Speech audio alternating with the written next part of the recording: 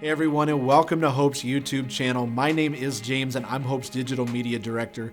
In just a couple seconds, you are going to see part 7 of our Hot Topic series as we take a look at Gen Z and the church. If you're new to the series, not to worry. We've been looking at so many different varieties of hot topics that this is a brand new topic, so it's not like you're going to feel like you're lost or confused on things we've covered previously. Now, if you're new to the channel, we'd love to connect with you. So if at any point during the message today you decide, you know what, I would like to get connected with Hope Church, all you got to do is check out some of the options down in the description below, such as the phone number you can text the word new to, or the link to our Connect card on our website. But I will see all of you at the end of the message, but here is part 7 of our series, Hot Topics. Well, good morning, everyone. Good morning, everybody joining us online. My name is Michael. I'm the youth pastor here at Hope, and we are, like Jason said, in the final week of our series, Hot Topics. And this week we're going to be talking about something that encompasses everything else that we have talked about in this series so far. Today we're going to be looking at the relationship between the church and Gen Z. Because Gen Z, this next generation coming up, they're working through and they're at the forefront of everything that we have discussed so far. They're the ones who are pressing into conversations around identity formation and sexuality and gender identity. As a youth pastor, I routinely deal with students who are working through and struggling with depression and mental health issues. I just had a conversation last week with a student who was working through some of these big questions of why does God allow bad things to happen to people? What is the validity of Christianity? All of the things we've been talking about are present in the world that we live in today and in the people who are going to be leading that world tomorrow. And so talking about Gen Z, it is a fitting end to where we've been going with this series because, again, they have everything that we've been talking about going on all the time in their world. Now, I've been working with students for a long time. I've been doing it actually since I myself was a student. I had my first small group that I got to lead as a junior at 17, and I've seen what it looks like when teens and young adults are kind of left out of the church community conversation, what it looks like when they're kind of the forgotten people. And I've also seen what happens when you actually love and pour into and value them as people, and what happens when they can kind of come alive in community and come alive in Jesus. And so as I've gotten to know Gen Z specifically better, kind of listening to their experiences and questions and working with them over these past years, and as I was prepping for this sermon, I talked with a decent amount of our students here at Hope, and as we've been listening together and learning together, I've come to a pretty simple conclusion, and it's kind of our big idea for the day. So if you're following along, this is the one thing that we need to know about Gen Z, and it's the simple fact that the church needs Gen Z. Us as a people, us as a church, us as a body of people moving towards Jesus, we need Gen Z. And so to anybody who's here who is not in that generation, you're going to need to love and support and mentor the generation that is growing up in what is a very difficult time to engage with Christianity in this current culture, because we need them. We need Gen Z. The next generation is the future not only of Hope Church, like here, but it's also just the future of the world in general. And so we need to do everything that we can to enable them to take on this world with everything that God created them to be. We have a lot of ground to cover today. There's a lot to learn about Gen Z. And so before we dive in, I'd like to do just a little education. I can't necessarily help you with all of the slang or what happens when your teen says, and whether that means they actually had a really excellent day or not. You'll have to, walk that road on your own. But I can help us with a little bit of a basic understanding of who Gen Z is and what's going on there. And so first thing to know about Gen Z is that Gen Z is the generation that was born roughly between 1997 and 2013. Pastor Jason said that the youngest of them are now kind of entering into the middle school era. The oldest of them are just entering into the workforce. And there's a few things that mark this generation as unique among all the generations that have come versus the rest of us. And while the oldest of them, they're just starting to enter the workforce, my experience has been with, and we're going to be primarily talking about kind of the middle to younger end of Gen Z, those that are in middle and high school. And so there's some things that make Gen Z really interesting. One of them is that Gen Z, Generation Z, would be considered digital natives. Gen Z are digital natives, and what this means is that they have grown up in a time that is unlike any other time before. So while, boomers and Gen Xers and millennials all grew up with kind of various movements forward in technology, some advancements, some really, big hallmarks that were made in their time, Gen Z grows up with all of it already available all the time. The internet and TV, smartphones, social media, it's all accessible to Gen Z right now. And having access to all information really does mean they have access to all information. And the influences of social media in particular on this generation are incredibly vast, both as the platform where a lot of their information comes from, and also as the medium where they express themselves to. And so Gen Z being digital natives is not something to be overlooked. They learn from and they're kind of engulfed by this digital world that they live in. Gen Z cares a lot as well about diversity and inclusivity. This is one of kind of the hallmarks of this generation, is how much they have care for people. They have a deep care for others. They want to see things made right. And so Gen Z, more than other generations, is more likely to champion things that relate to like racial equality, gender equality, LGBTQ plus rights, and other issues that are related to social justice. Gen Z cares a lot about those things, and they want to see the world move forward in those areas. Another thing that you will find about Gen Z is that they have a Jesus curiosity. Even if they don't have a church curiosity, and those two things are kind of separate, and we'll talk about that in a little bit. But according to a recent Barna survey, and Barna's just this church research group that does a lot of good things in trying to figure out how the church and culture are relating to one another. A recent survey said that even among teens who are non-Christians or who don't know Jesus, over half of them are at least somewhat motivated to keep learning about Jesus, about the person of Jesus. And so while commitment may vary quite a bit in the attitude towards the institution of church is definitely declining, there's generally a positive attitude and somewhat of a curiosity about who Jesus is among Generation Z. And one of the last things to know about Gen Z is that Gen Z has a lot of mental health struggles. They're one of the least positive generations out of all of the generations that have existed. According to an APA survey from 2020, it shows that Gen Z is the most stressed out compared to other generations. The CDC released a youth risk behavior report that showed that 30% of girls in this generation had seriously considered suicide in the past year. That 16.4% of all youth had a major depressive episode over the past 12 months.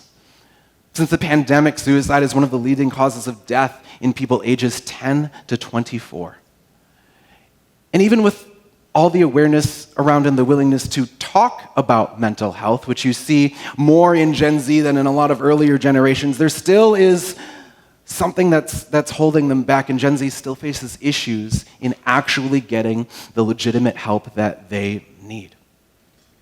And so all these things, where when they were born, that they were digital natives, what they care about, their curiosity towards Jesus, their struggle with mental health, all of it comes into play when we especially look at members of Gen Z who are Christians, who would say that they're followers of Jesus.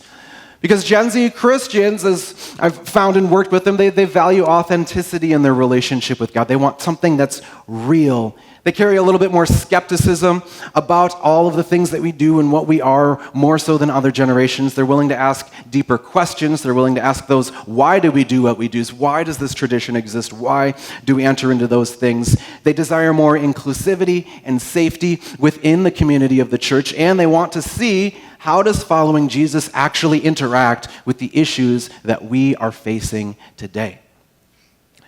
And so there's a lot to know about Gen Z. There's a lot that is good, and it's just kind of a general overview. Of course, there's nuance, and there's people who are different in every generation. But just for a moment, I'd love you to humor me and just think for a moment about what it would actually mean to be in Gen Z for those of us who are not. And so take a moment, close your eyes if you want, whatever it takes to bring those memories back. But I want you to imagine when you were a teenager. those of you not in Gen Z, imagine if you were, back when you were a teen, back when you were younger. You wake up, and you didn't know what was going on the other side of the world because you just didn't have access to that kind of information. You don't know what your friends did the night before unless you happen to have been with them or called them. You don't know what your favorite celebrity said to that other person to cause that fight unless it happened to somehow make the newspaper. There was a lot that happened daily that you just didn't know. And there was a lot that you had to figure out how to get access to. Limited knowledge of the world just meant limited access to everything. You had to work to figure things out. You had to work to get into trouble. Gen Z wakes up, and they immediately have access to anything and everything that they could want and don't want. They have access to all of the news of everything that's going on in the world abroad, and they have access to everything that's going on here at home. They have access to all of the celebrity information, all of the parties that they missed out on. Everything is available to them right now. They can find out anything that they want. They can look at anything that they want, buy anything that they want, learn about anything that they want. And that's vastly different than the world that even I grew up in as a millennial. That's vastly different than the world that a lot of us grew up in. Imagine, if you will, being in middle or high school, just that specific time period in life, and a collective shudder goes through the crowd as we think back to those years. That is a universal experience. Middle school that's a different sermon. Middle school is something else. But imagine, if you will, being in middle school or high school. Back in the day, there were a few general categories that you could be. If you were looking for identity, there was just a few places that you could kind of express that.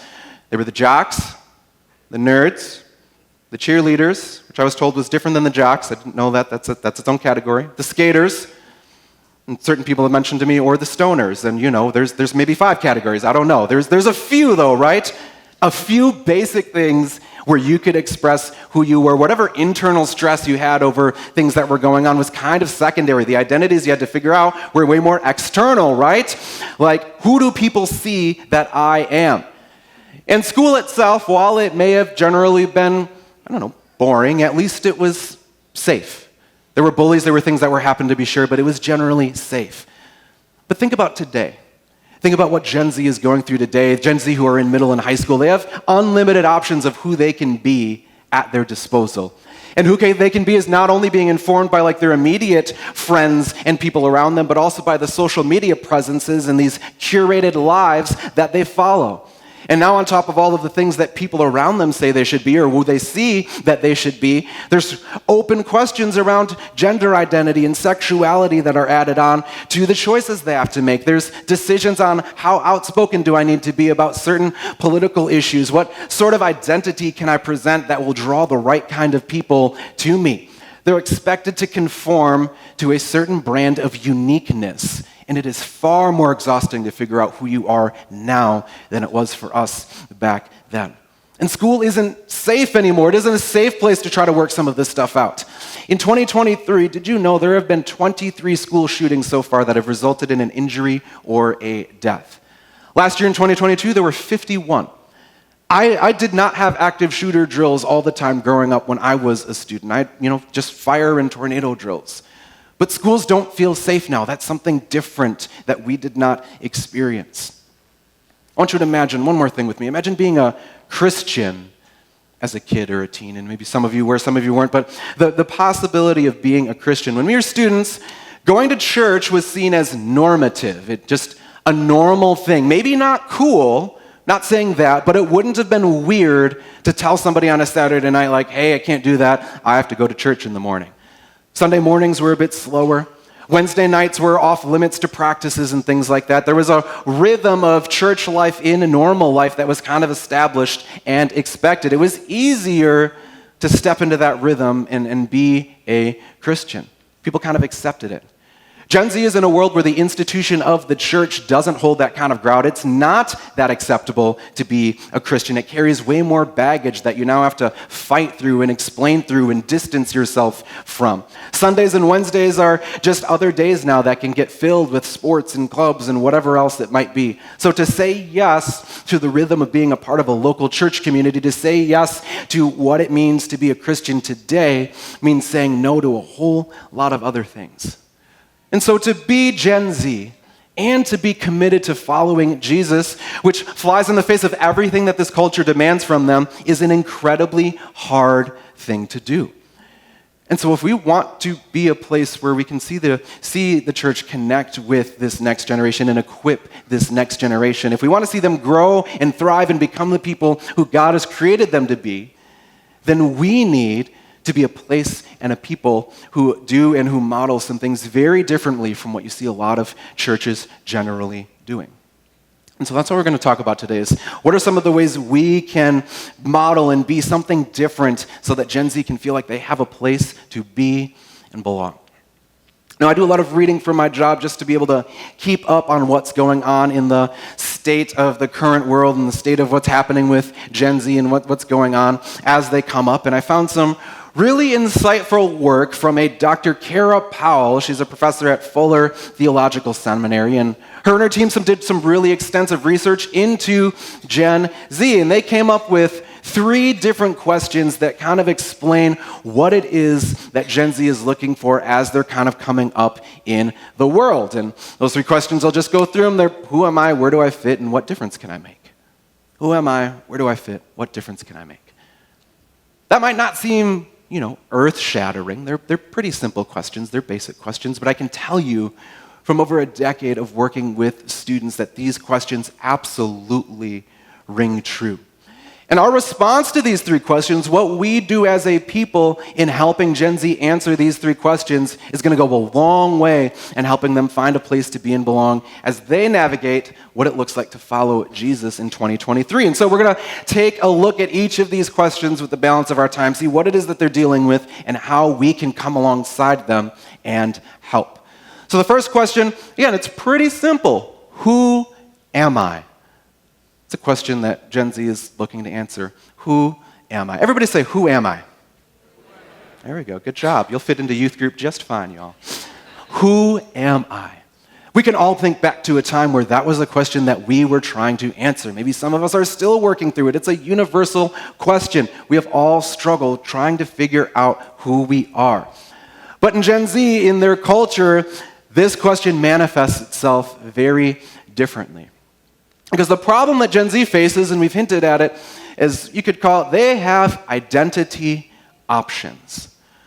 Who am I gets answered by who are you? What is your identity? Where are you placing your foundation? Gen Z's got a lot of options. They face more options surrounding their identity than ever before. There are so many things as Gen Z that you can cling to as the source of who you are that it becomes paralyzing. There's gender identity questions to work through. There's identity based on accomplishments or who you surround yourself with or how many followers you have. And you can always compare yourself to who everybody else puts out there on social media. So for Gen Z, it becomes a nightmare to navigate figuring out your sense of self when everything else in your world is screaming at you who you should be. And this is unique to Gen Z. Like we've said, there's never been a time where more options and more information are available than right now. And so how is Gen Z supposed to figure out who they are when everything is deafeningly telling them who they should be? And so one of the things we can do as the church, one of the things we can do as people is to be a place that offers not just more information, not just more options, but transformation, not just information. And if we want this to be a place, if we want Hope Church to be a place where Gen Z wants to be, then we can't be people who just offer kind of a God option. They have enough info, they have enough options. What they want to know is what makes Jesus different. Is Jesus something that's going to help them come alive? Is following Jesus the answer to the question of who am I? Is belonging to Jesus the answer to the question, who am I supposed to be? You can't just give a canned response to the question of who am I. It takes nuance and maturity and wisdom to be able to help walk them through that answer. And so, what I first want you to consider is yourself. Are you pursuing Jesus purely for information or transformation? Do you just come because you want to learn about Jesus, or are you truly pursuing him because you want to walk with Jesus? Because our job, whether you know somebody in this next generation or not, whether you're in direct contact with somebody in Gen Z or not, our job is to show what transformed lives look like. helping them to learn and grow as we learn and grow. That's what we're aiming for. Gen Z doesn't go to church just to get information on another option. They're searching for a source of their identity. And so if Gen Z is going to be here, it's because we're going to be a place that doesn't offer just another option. We're going to be people where they can see and they can hear from those around them. They can experience people who are living out transformed lives in Jesus. And so if you want that and you want to really take it a step further and be a part of that, you can by coming and helping out and serving alongside them in our youth ministry here. You don't have to have all the answers, but if you want to share your story and your experience and what happened when you found identity in Jesus to help students feel seen and to feel heard by older generations, then you can come serve as a leader right alongside them. You get to directly come alongside students and walk with them together to figure out what that answer is. Because that's what Gen Z wants. They want to see people living out transformed lives, not just espousing off more and more information and more options. Now, the next question we ask is very closely tied to the first. If the first one is, who am I? As humans, we figure that out in the context of community. Whether it's our family or the tribe or culture or society, whatever it might be, we take our cues from the people around us. Because we all want to belong. We all want to feel like we've got people on our side, people who are in our corner, people who are there for us. And so the second question, which goes right along with the first question, is where do I fit? Everybody say, where do I fit? Where do I fit in? Where do I have people who are on my side? Where do I have people who can help me feel like I belong? Again, that's something we've all wrestled with. That's something we've all worked through, of finding our people, finding our tribe, finding our family. But for Gen Z, this problem is exacerbated in ways that we haven't yet seen before in society. Gen Z deals with something that I'm going to call fake friends, which sounds pretty much like what it is. And like I said, as I put this together, I talked to and interviewed a lot of our students that are here at Hope Youth. And here I have, this is something that one of them said in relation to this topic about friendship and what it looks like to find belonging. They said that I feel like I can't voice my true opinions on anything. Friends aren't really close anymore.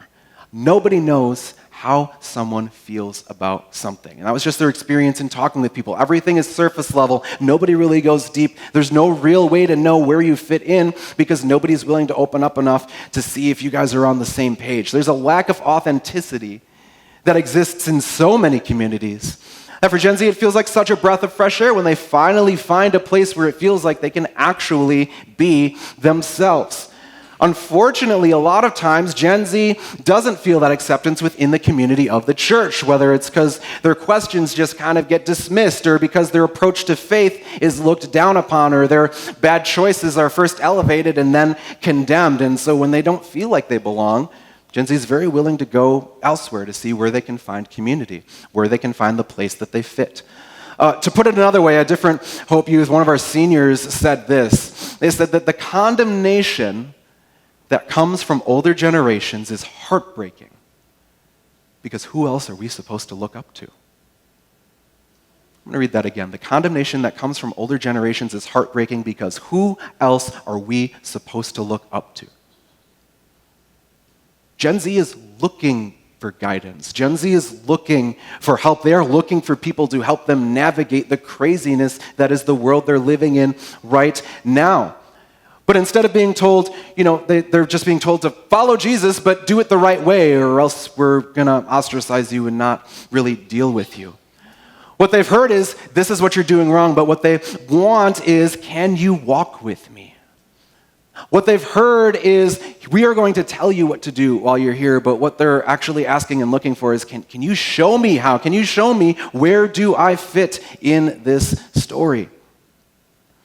And so, what we can do as a church, what we can do as people to make this a place, again, if we want Gen Z to feel like they can actually be here and belong here, then we need to be a place that actually models authentic inclusion, which sounds fancy, but really it just means if we want this to be a place where Gen Z wants to be, then we need to let them know that openly and vocally and frequently that they belong here. That's where we want to be as a church. And we can all do this, whether we know people in Gen Z or not. It's as simple as being friendly people, of saying hello, and talking to them and talking to one another. And let's be a place where, we're friendly and we're open with one another, whether you know somebody in Gen Z or not. Be happy with one another while you are here. If you see somebody new, go say hello to them, introduce yourself, talk to them. If you have students or grandkids, you can introduce them to your small group friends. You don't just have to introduce them to me. You can, you should, but introduce them to the people that you know as well. If somebody walks up to you and you're friends with them and they have somebody they want to introduce to you, be genuinely happy that that person is there.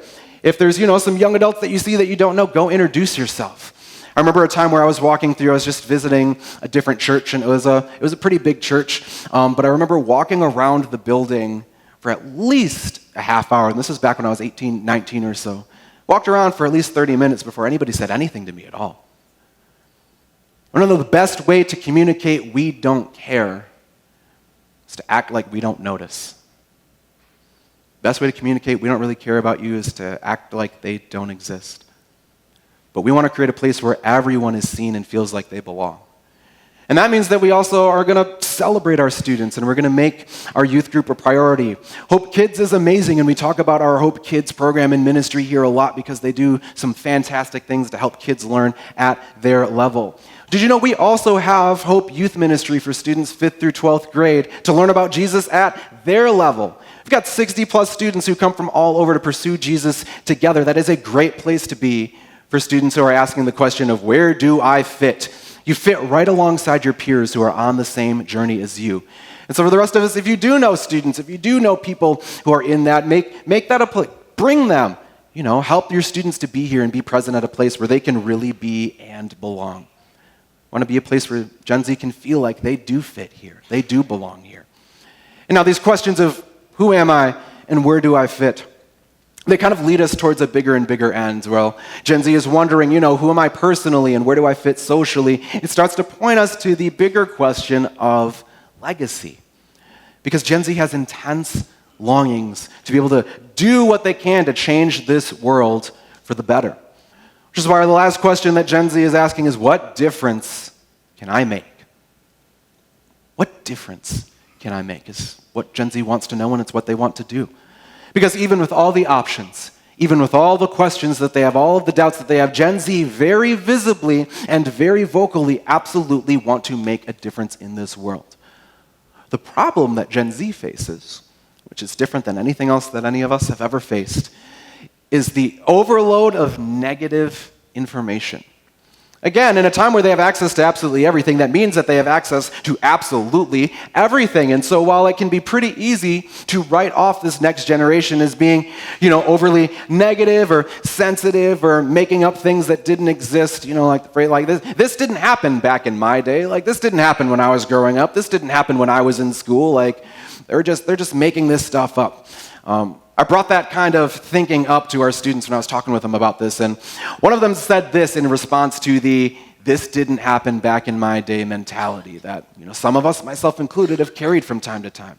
This student said this: "Yes, it did." They're saying, yeah, these things did happen back in your day. You just didn't see it or want to see it. But we can't turn it off. We can't not see it, because even if you do, even if you turn it off, then you're not a part of it for a moment, but it's still all going on without you. They can't get away from all of the things that are going on. They can't get away from all of the wrong that has been done in this world, and they can't escape it. They feel the weight of it. I had another student who told me this. They said a lot of generations don't understand the pressure that we are under. Back in the day, the issues they dealt with, it was, sex, drugs, and rock and roll. But now it's school shootings, political pressure, and social media. Don't understand the pressure. It was that. Now it's school shootings, political pressure, and social media. Gen Z desperately wants to make a difference, but they also feel the weight of all of the things that are going on in their world. And often, churches and church people, they don't seem all that concerned with what's going on. They seem too concerned with what's happening in here, or even, what's happening up there. But it seems like churches and church people don't necessarily care about what's happening right here and right now. And so a solution to this, one thing that we can do as a church, as people who are following Jesus, is to be people who have a practical, presence, a real, tangible presence of doing things in our community. Because the church's job is to make earth look like heaven a little more all the time. That's what we want to be known for here at Hope. Our job is to find things that are broken and to restore them in and through Jesus, not just to accumulate information, not just to present God as an option, but each and every one of us can participate in the active restoration of the world that we inhabit. And so we need to be a church that, and a people that support and partner with and show actual care for the things that are going wrong in the communities where we are. We can't just turn our focus inward to make our little, Hope Church Club experience fun. We don't want to reduce faith in God to just, believe in Him so that you won't go to hell when you die. But what Gen Z wants is to see that a life lived with Jesus actually makes a difference now.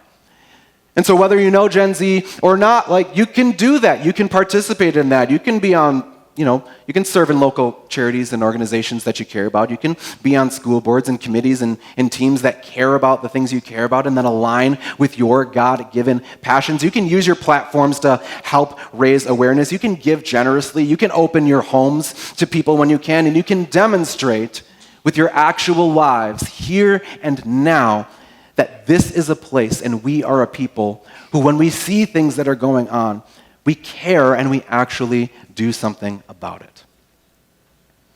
To kind of summarize all of that, you don't need to personally know somebody in Gen Z to make this a place where Gen Z can belong and thrive.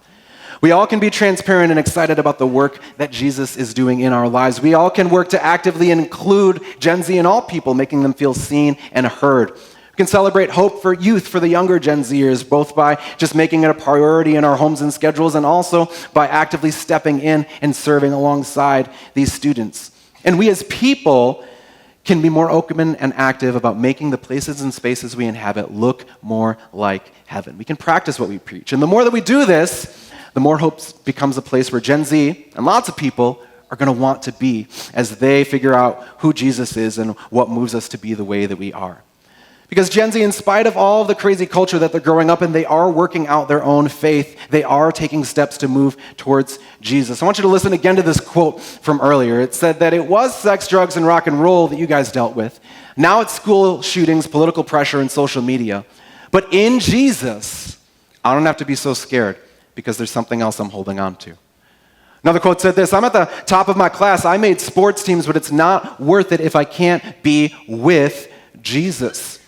Yet another student told me, hey, everybody's journey is different, and you have to understand that you can't rush faith in Jesus.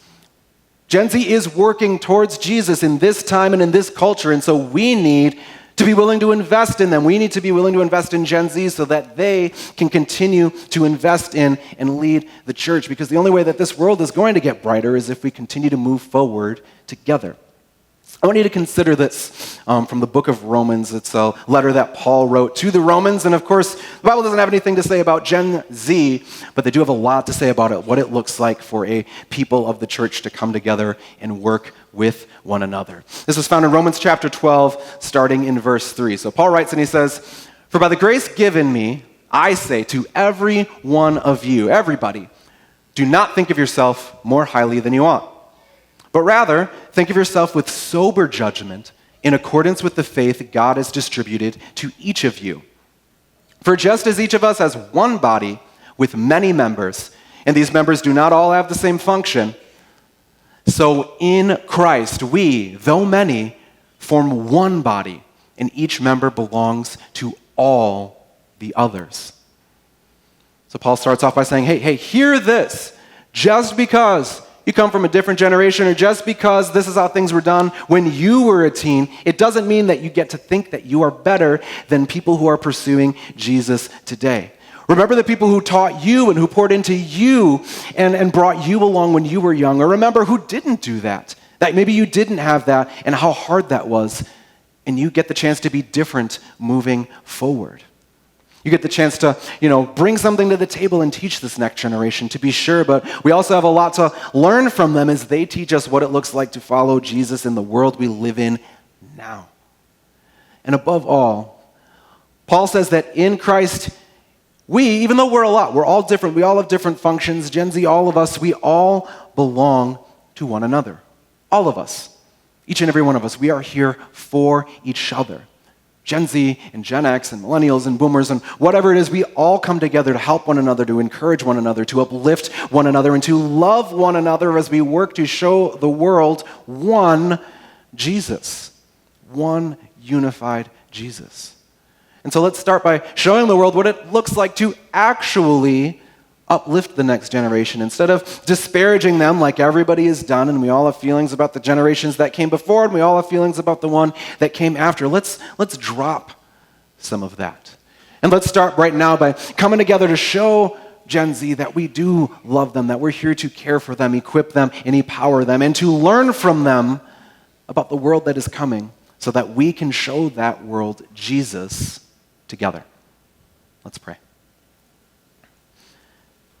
God, I thank you that you are a God who transcends generations, that you are a God who brings us all together from all walks of life, from every place, every age, and that we have a chance to show the world something unique and special. And God, I just pray as we go from here that we would have an eye towards this next generation, that you would help us to develop a heart for Gen Z, and that we would love them, that we would encourage them, that we would do all that we can to pour out our lives for them so that they can grow up into the people that you have made them to be. Help us to be a people and help this to be a place where everyone feels like they can truly be and belong here, that we would be something different from what is experienced in the rest of the world, but that you would give us the grace and the humility to learn from them, and that you would give us the wisdom and discernment to help teach what we know, so that together we can make an impact on this world and restore this place and make it look a little bit more like heaven on earth. In Jesus' name, amen. That is a wrap on our series, Hot Topics, and we've had 6 other incredible weeks talking about a lot of different topics. So if you've missed any of those, click the link above. That way you can check those out. And we also have those available on Spotify podcasts. That link is available down in the description. And if you found this content helpful, please let us know by hitting the like button or dropping some comments. And if you haven't already, be sure to subscribe to the channel. That way you get notifications every time we post new content and when we go live. Speaking of going live, we live stream our Sunday services every week starting at 8:25 a.m. Central. We have a growing online community that we'd love for you to come and be a part of. But until next time, have a great week, and we'll see you real soon.